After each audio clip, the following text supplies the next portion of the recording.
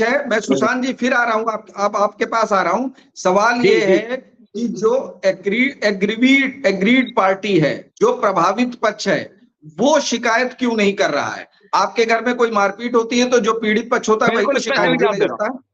बिल्कुल बिल्कुल, तो आपका जो सवाल है ना, पहले परवेज जी पहले समझो सवाल क्या। त्यागी जी और मेरी बात से बहुत ज्यादा सहमत होंगे, उन्होंने वास्तविक पत्रकारिता करी है, और राधा रमन जी भी और संजीव जी भी। आपका सवाल सिर्फ उसी स्टाइल में है जो थाना अध्यक्ष थाने की कुर्सी बैठा होता है और फरियादी सारी जुगाड़ लेके कई कार्यकर्ताओं को लेके रिपोर्ट लिखवाने जाता है, और थाना अध्यक्ष के पास 1,00,000 तर्क होते हैं उसकी रिपोर्ट लिखने के। आप अच्छा घटना कब की थी? और घटना 7 दिन पहले की थी। FIR 24 घंटे के अंदर लिखी जानी चाहिए, आप तब क्यों नहीं आए? जबकि सवाल का जवाब है बेचारा वो आने की हिम्मत नहीं जुटा पाया, या वो आया भी तो बाहर था, उसे होमगार्ड ने भगा दिया या दीवान जी ने भगा दिया, या सुशांत थे नहीं थाने के अंदर। देखिए आपका सवाल जो है वो सिर्फ एक ही तरफ पॉइंट कर रहा है, आप ओपन एंडेड क्वेश्चन नहीं पूछ रहे हैं। आपका सवाल प्रवेश जी क्लोज एंडेड है, और इसका जवाब सवाल में नहीं है, घटना में है। मैं आपको घटना बताता हूँ क्या थी। आपने कहा जी विपक्ष आगे हिम्मत नहीं कर पा रहा, ये कहाँ था विपक्ष के पास हिम्मत? सबरी पॉलिटिकल पार्टियां जाते हैं राजा जी की बी टीम है या सी टीम है। अभी बात हुई थी बहन जी की, संजीव जी ने कहा था वो टॉपिक छोड़ गया कि बहन जी अस्तित्व की लड़ाई लड़ रही है, समाजवादी पार्टी अस्तित्व की लड़ाई लड़ रही है यूपी में। केवल बहन जी अस्तित्व की लड़ाई लड़ रही है यूपी में, समाजवादी पार्टी अस्तित्व की लड़ाई नहीं लड़ रही है अपने, ठीक है? उनकी पोजीशन एकदम क्लियर है। अब बहन जी है सी टीम, बी टीम नहीं है। सी टीम क्या है? डीई, डी का मतलब होता है डायरेक्टरेट ऑफ इन्फोर्समेंट, जिसे ईडी कहते हैं हमारे यहाँ, उल्टा हो गया ईडी। तो बहन जी कहाँ लड़ रही है? बहन जी की जगह ईडी लड़ रहे हैं यहाँ, क्या बात है समझिए। दूसरी बात, एक आदमी को इतना मारो, राहुल गांधी से मेरी पर्सनल बात पिछले 1.5 से 2 साल से हर 20-25 दिन के बाद अंतराल पे हो रही है। मुझे अच्छी तरह से वो दौर याद है जब उनके घर पे उनका मकान खाली कराया गया था, सारे फोन नंबर सारा सिस्टम उधार के फेंक दिया जब उनके ऊपर कार्रवाई हुई। जब अपने घर पे बुलडोजर चलता है, जब अपने घर पे कार्रवाई होती है, तो ये भुक्तभोगी व्यक्ति जान सकता है उस बात को, क्यों किसके पास जाए और कौन सा मुद्दा उठा और कहां जाकर रोए। रही बात खुल के नहीं कह पा रहे राधा रमन जी, मैं खुल के कहता हूँ, ये चाहे सीबीआई हो, चाहे ईडी हो, चाहे सुप्रीम कोर्ट हो, चाहे चुनाव आयोग हो, ये सब राजा जी के तोता है। 10 साल क्लियर मेजोरिटी तो गवर्नमेंट रही है, क्लोजियम इस्तेमाल करके सुप्रीम कोर्ट में सब जगह अपने आदमी बिठाए हैं, सबरो सिस्टम एक करेगा को बोले हो राजा जी के खिलाफ। और जब ATMH आएगा तो मोदी, जब ATMH की रील चल रही है पिछले 2.5 साल अंदर, ATMH की रील, तुम कछु कर ले हो, डरा रहे तुम कछु कर ले हो, आऊंगा तो मैं आके नाच मार दूंगा, संभल के नहीं हो। अभी परसों का भाषण देख लो, कहा है परसों का भाषण? ये है ज्यादा मत बोलो, ज्यादा मत बोलो, ज्यादा मत बोलो, मेरा नाम राजा जी है, मैं अपनी पर आ गया तो 7 पीढ़ियों की पुस्तक खोल दूंगा। ये कहा है इंडिविजुअली स्पीकर ने धमका रहे जिनको खिलाफत करे, सबन तो ऊपर वाले लिस्ट में हमारे नाम है। इतने बड़े डंडन के बाद लोगों के सामान घर अंदर फेंक दिए गए हैं, बुलडोजर तोड़े गए हैं, पूरे 10 साल में भयो का देश में। जब विपक्ष से खत्म करो, विरोधी ने खत्म करो, पिकासेस लगाए थे।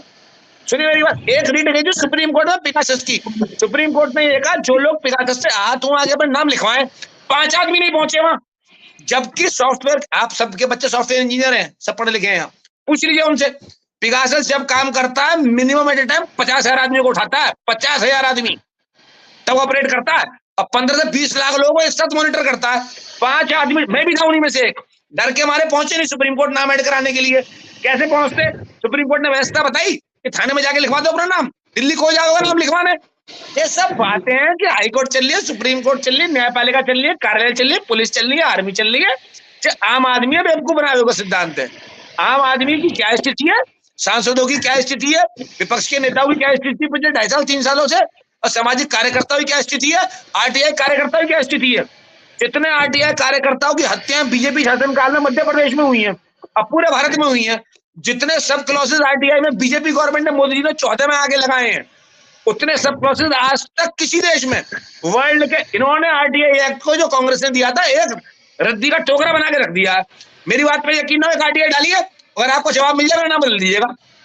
पूरी व्यवस्था को हाईजैक कर रहा है लोग। आप ये सवाल निकाल के लाए स्पेक्टर साहब, आपका सवाल बरोबर मानिए परवेश जी, ये तो कोतवाल साहब के अपने कोतवाली चलाने का फॉर्मूला है, भाई तुम टाइम से नहीं आए तुम्हारी रिपोर्ट नहीं लिखी जाएगी जी का सवाल होगा। अरे आदमी पत्रकार, कोई आदमी कह रहा है, पत्रकार कह रहा है, इंटेलेक्चुअल कह रहा है, प्रोफेसर कह रहा है, इलेक्ट्रॉनिक, वही वाली बात है जो पुष्पेंद्र जी ने कही थी अभी, इलेक्ट्रॉनिक चैनल मीडिया माध्यम से कह रहा है, व्हाट्सएप से कह रहा है, टीवी से कह रहा है, मेल से कह रहा है, बात तो ये कह रहा है वोटों में गड़बड़ हुई है। आप उसका जवाब देना कि वोटों में गड़बड़ कहां हुई है, क्यों हुई है, कैसे हुई है, उस पर ध्यान दें। आप तो ये कह दीजिए इलेक्ट्रॉनिक माध्यम से डिबेट हो रही है, उस पर गड़बड़ बताई जा रही, तो गड़बड़ नहीं मानी जाएगी। अरे किसे गड़बड़ मानेंगे आप? आप ये चाहते हैं 2.5 करोड़ देश की जनता संसद भवन में घुस जाए और बवाल काट दे और विद्रोह कर दे, उसको मानेंगे? हाँ साहब, आप वोटों में गड़बड़ हुई है। देखिए गड़बड़ हुई है पूरे देश को पता। 120 कंट्रियों में, दूसरी डिबेट में कवर करा, पहली में कवर करा हमने, 120 कंट्रियों में 204 कंट्री है पूरे वर्ल्ड में, और ईवीएम मशीन बैन कर रखी है उन्होंने, और सबकी रिसर्च लगी हुई है अरबों रुपए की, और सबके स्टेटमेंट लगे पिछले 40 सालों में कि ईवीएम टाइम पढ़ सकती है इसलिए, और सब जगह स्टिक रखना ही है। क्या भारत देश में ईवीएम की पूजा है रही है साहब? जाकर ओम ईवीएम मैया, ईवीएम की पूजा करने से लोकतंत्र नहीं बचेगा। परवेज जी मेरी बात सुनिए, अगर लोकतंत्र को बचाना है ना, तो सबसे पहले इस सच को एक्सेप्ट करना पड़ेगा कि ईवीएम मशीन में भारी गड़बड़ी है।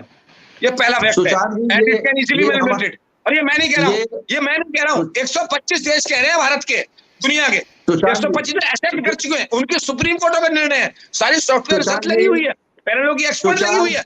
हम भारत में बैठ के इस बात को मानने को तैयार नहीं कि ईवीएम कैप्चर, भाई कमाल की बात है, ऐसे न्याय नहीं मिलेगा परवेज जी। परवेज जी ऐसे थाना तो चल सकता है नहीं, देखिए थानाध्यक्ष का थाना तो भबड़े चल सकता है इन विचारों से, कोतवाली भबड़े चल सकती है, लेकिन भारत देश नहीं चल सकता इन विचारों। मैं भी चाहता हूं सुशांत जी, दरअसल दिक्कत ये होती है कि आप शुरू करते हैं फिर हम लोगों की बात नहीं सुनते हैं।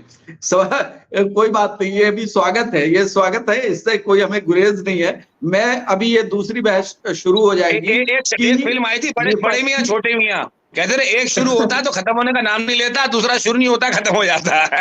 कोई बात नहीं, कोई बात। दूसरे सवाल ये है, सवाल जो आपने ईवीएम का छेड़ा, इस पर तो बात बाद में हो जाएगी। मैं ये मेरे सवाल हमेशा